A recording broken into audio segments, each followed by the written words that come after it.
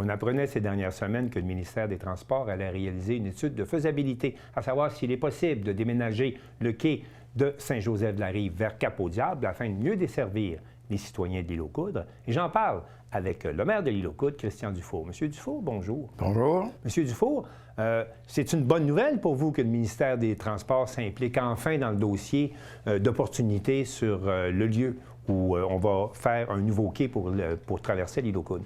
Bien, comme vous avez dit tantôt, je ne veux pas vous reprendre, mais c'est l'étude de la route. Ce n'est pas l'étude de l'emplacement du quai, parce que l'étude de l'emplacement du quai a déjà été faite. Okay. Donc, c'est la route qui va être étudiée pour savoir si ça va... si c'est compatible. Parce que c'était l'élément manquant dans l'étude d'opportunité, ça.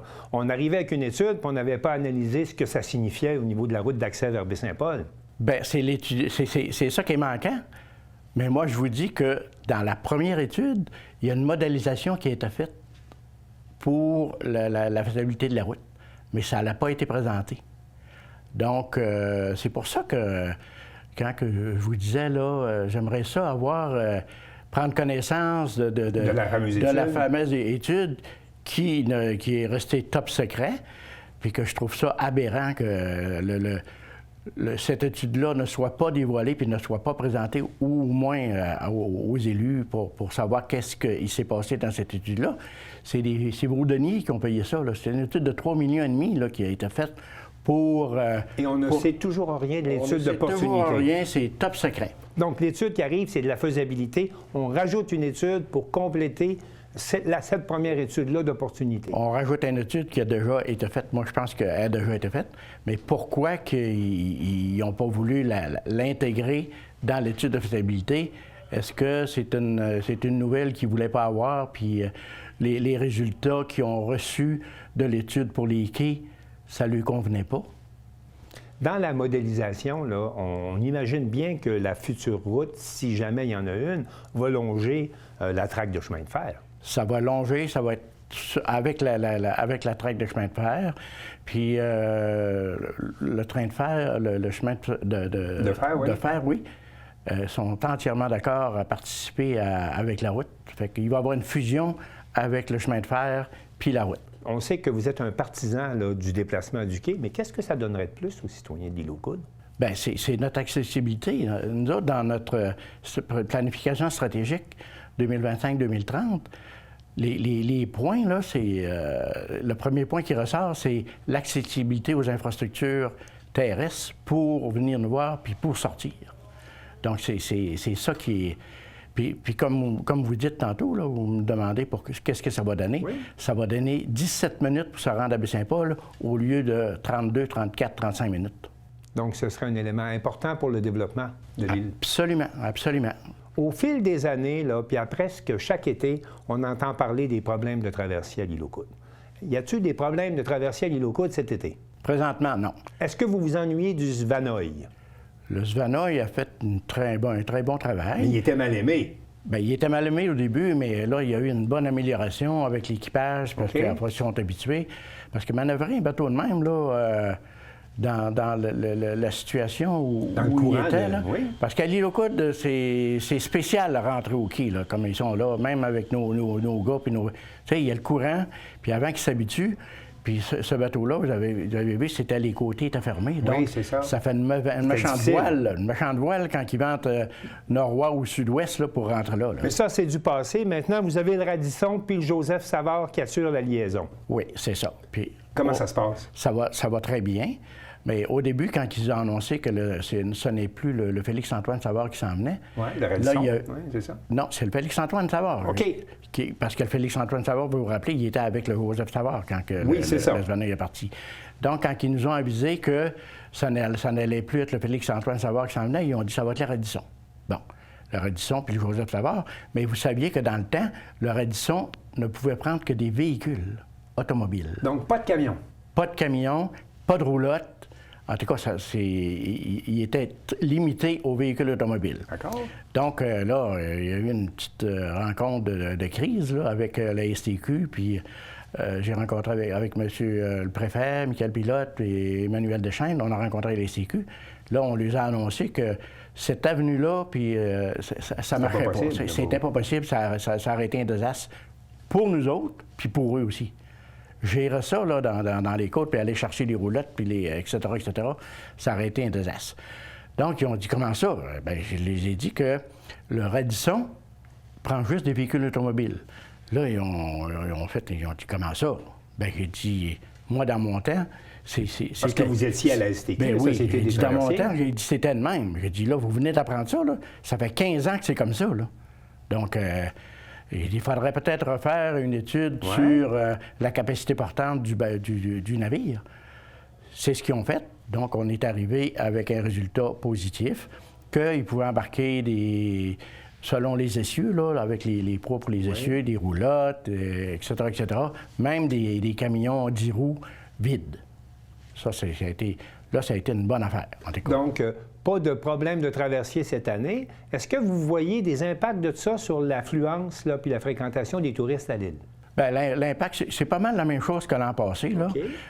Mais en frais de circulation, ça va bien, là. C'est régulier, les bateaux vont très bien.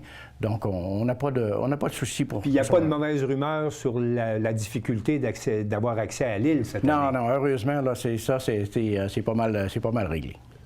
Autre dossier, Parc Canada là, commence à reviser comment est-ce qu'il va gérer les différents monuments qui sont éparpillés partout au Canada. Là. Et vous avez la Croix Jacques-Cartier. Oui. Qu'est-ce qui arrive avec la Croix? On a appris que le gouvernement du Canada allait démanteler la Croix. Oui. Ça, c'est toujours vrai, le gouvernement du Canada... Donc, la Croix va être démantelée. La Croix va être démantelée. Les pierres vont nous être données, puis on a des rencontres. On a eu deux rencontres déjà avec Parc Canada. Puis, ils vont nous redonner le terrain. Ça va être, pour commencer, ça va être sur bail. Et là, parce que là, on a dit, c'est bien beau, là, de démancher la Croix puis faire un bail, mais on va pouvoir travailler sur votre terrain. En tout cas, oui, on dit oui, on va s'organiser. C'est quoi la volonté de la Ville dans le La dossier? volonté de la Ville, c'est de garder le monument à la même place. OK. Après ça, ils veulent installer la plaque commémorative là, qui a été mise en 1928, puis ils veulent la mettre sur une selle. Ils ne veulent plus mettre la directive de Parc Canada, c'est de ne plus mettre ce genre de plaque-là sur des monuments, parce que c'est trop dur d'entretien. OK. Puis là, il faut qu'ils coupent 30 millions à la grandeur du Canada là, pour... fait que là, nous autres, on a passé dans le PACA aussi. Donc, ils vont nous remettre... ils vont restaurer la plaque, ils vont la remettre sur une stèle, puis ils vont ramasser les pierres, ils vont nous les donner. Puis nous, on va pouvoir reconstruire le monument. On a eu une espèce une évaluation d'un spécialiste là, qui fait tout ça. C'est environ 30 à 35 000 $. Maintenant, on travaille avec notre député pour aller chercher peut-être... un soutien pour ça. Un soutien pour ça. Puis là, ils vont tout enlever, remettre le terrain bien comme il faut à niveau, là, enlever les vieilles clôtures qui sont Et ça, pourries. les délais pour ça, l'échéancier de réalisation, on est dans quoi? Bien, les chantiers, ils vont commencer à l'automne pour démancher tout ça. OK. Puis nous, on les a dit que il faudrait que ça serait prêt là, parce que nous, on veut fêter le 100e anniversaire du monument. Oui. Puis vous savez que le 2035, ça va être le 500e de l'avenue de Jacques-Cartier pour la célébration de la première messe en sol canadien. Ben oui, c'est là que ça arrivé. C'est là que ça s'est fait. Donc, on sera prêt, bien évidemment, là, pour 2035, là, pour être capable de souligner ça. Oui, on va être prêt. Il faut absolument être prêt pour souligner. Ça, c'est un des attraits de l'île, mais parlez-moi, là, on est rendu où dans le parc de la Pointe du Bout-en-Bas? La parc du Bout-en-Bas, ça va très bien. Est-ce que c'est tout aménagé? Non, pas encore. Là, okay. On est rendu où, là? Là, on est rendu, le mobilier est installé, notre toilette chimique est installée. OK. Le stationnement? Le stationnement, il est tout prêt, là, il est tout divisé. Okay. Les plantations sont faites. On va commencer le pavillon d'accueil bientôt.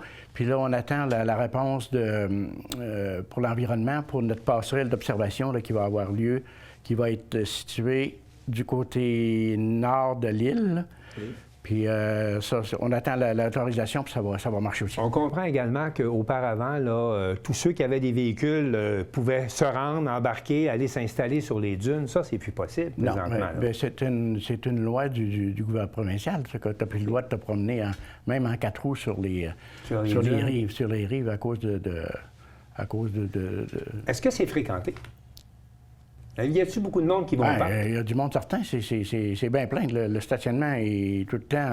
si vous venez là, aller faire un tour, puis les gens, on a des bons commentaires, c'est plaisant. Les bancs, il y a des bancs qui sont installés, puis même on a des rosiers sauvages, là, le rosier mugueux qui est notre emblème présentement à l'île aux Coudes. Oui, puis on a la senteur des rosiers quand on va à l'île aux Coudes. La senteur des rosiers, puis les gens nous disent, avec la senteur du rosier, puis le varech là, marin, ils ont dit ça donne une odeur là, exceptionnelle. Ça fait maintenant presque un an que vous avez été réélu pour un deuxième mandat. Vos priorités pour l'année prochaine, c'est quoi? Bien, les priorités, c'est comme je vous ai dit, là, on a ces gros projets-là. Là, on est aussi, il y a le parc du Boulin-Bas, notre parc pour à Lillet, là, pour nos jeux d'eau sont installés. La nouvelle bâtisse pour le septique va commencer au mois d'août. Puis c'est un succès total. Avez-vous encore l'impression que vous êtes en dévitalisation? Bien oui, ça n'a pas changé encore. Parce que là. Qu'est-ce qui pourrait changer ça? Bien, qu'est-ce qui pourrait changer? C'est notre accès. Puis nous autres, sur notre plan stratégique, là, on prévoit faire des attraits là, pour... on a beaucoup de terrain encore, attirer des jeunes familles pour que ça vienne s'établir. Vous avez le chantier maritime aussi qui prend de l'ampleur. Maritime. Avec ce qu'on sait, le Canada veut investir beaucoup là, dans les constructions, là, les constructions maritimes, les constructions nautiques. Mais ça, c'est une bonne affaire aussi. Mais ce qu'on veut, c'est que des gens viennent s'établir chez nous à l'île. On est en train de travailler sur... Ils sont en train de travailler sur l'école, notre école secondaire. Ils vont mettre, je pense, 1,5 million, 2 millions, là, puis ils sont en train de le faire. Là. Donc, notre école va être très fonctionnelle pour tout le secondaire. Puis je reviens à ce que vous dites, c'est le quai est à Cap au Diable. Qu'est-ce qui dit qu'il n'y aurait pas des étudiants qui s'en viendraient chez nous? Parce qu'il y a... À 16 minutes, vous pensez que c'est possible? Ben oui. Parce que là, présentement, aller étudier à l'île aux Coudes puis rester à Baie-Saint-Paul, ça se peut pas. C'est l'inverse. Il y en a de l'extérieur qui viennent déjà. Ah? Il y en a de l'extérieur qui viennent déjà. Mais... vous savez que la population la plus grande, c'est dans la ville ici, puis aux alentours. Donc, un autobus qui part là-bas, puis ils s'en viennent, ils viennent prendre le bateau de 7h30. Exemple, là, 7h30. À 8h moins quart, sont arrivés au quai de l'île, puis l'autre autobus les prend, puis ils les amène, puis ils reprennent le bateau pour s'en revenir le soir à 3h, à 15h. Est-ce qu'on sait à quel moment cette fameuse étude de faisabilité devrait être déposée? Certainement pas avant les élections. Non, parce que Mme Bourassa, ce qu'elle a annoncé, c'est en 2027. Fait qu'au début 2027, là, que ça serait supposé être prêt. Oui. Puis comme je vous dis, là, il y a déjà quelque chose de fait. Ils ne partent pas à zéro là, pour l'étude. La route est modélisée. Elle est modélisée, fait que là... Il reste à mettre un prix dessus. Il reste à mettre un prix dessus. Aussitôt la saison estivale terminée, on va être en élection au Québec.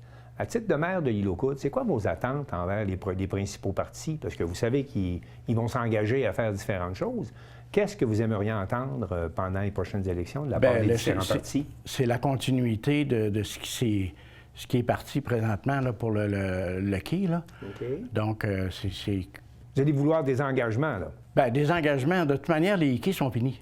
Sont à refaire. Donc, il va falloir qu'ils prennent connaissance du dossier puis qu'ils nous avancent. Là. Plus on retarde, nous, là, c'est ça. Là j'attends la réponse de la modernisation l'amélioration. En tout cas, ils veulent les réparer, là. Oui. J'ai entendu 100 millions.